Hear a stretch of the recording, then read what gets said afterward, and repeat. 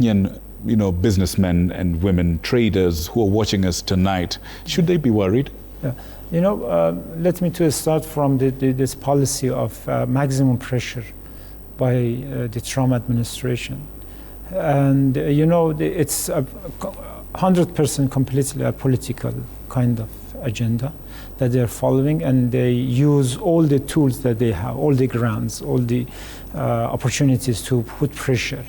And as they say, the maximum pressure. And this application of secondary unilateral coercive measures and illegal sanctions, as you just mentioned, upon Iran, as you said, by 25% of tariffs, is in following that kind of whole strategy to put pressure, the maximum pressure, to bring to the knee the Iran as an independent country. Of course, it will affect the way that the business people are going to engage or do their business with Iran or from Iran with other countries, and it's politically motivated. And we do believe that countries, they themselves should, put in place measures not to follow unilateral coercive measures imposed illegally, in implementing foreign policy agendas of one superpower. So this is what we understand from that. But of course it will affect. But there are many areas that even under the current regime of illegal and imposed sanctions, they are not subject to sanctions. In agriculture sector, in health sector, in food, in many areas of education, tourism. These are areas that they are not even under such unilateral sanctions. So I don't believe that it can affect. But of course, they have announced that they will impose 25% tariffs, and this is something that we are worried about.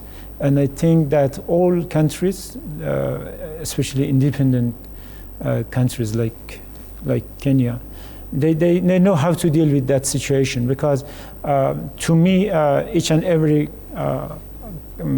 government around the world has the sovereign right to decide how to engage and interact, and has put in place the relations with other countries. And I think that it shall not jeopardize the friendly relations, amicable relations between Iran and Kenya, right, in lieu of those foreign third-party pressures. This is my understanding and impression. I see. As a diplomat, from where you sit, is it possible for a country to maintain bilateral relations of this nature and still remain neutral or avoid some of these consequences? Yeah, that's a very tough situation. We are suffering from this kind of illegal, brutal, inhuman kind of sanctions almost for around 47 years, since the beginning of the revolution, and it is not new. And we are severely suffering from those sanctions. But it has not prevented us to achieve a lot of advancements in many areas, in scientific. Nowadays Iran is a very advanced country in many fields of science, technology, innovation, and all of those areas. In health sector, we are very advanced. In aerospace, Iran is very advanced. In defense, in agriculture equipment, we produce almost each and every agricultural machinery. In health sector, Iran is one of the best.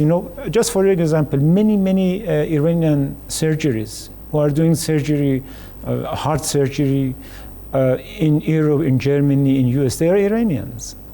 And they do their work, their treatments in Iran, and they go and back, So right. There are many. But of course, when it comes to the relations between Iran and other countries, and including Kenya, it will affect and it will prevent. And the best example for that, it's the banking system. When there is no banking system existing, for financial transactions, of course, it will create a lot of barriers for business people and doing business. That's right. Now, still on matters business, a huge percentage of Kenyan business with Iran is tea. It's the tea exports that we've got, and there were problems before, problems around quality and licensing. Some disputes around that. There are people who are watching us right now that are Kenyan farmers, yeah, I know. And I'm sure they're very interested to hear from you. Yeah, have those issues been dealt with?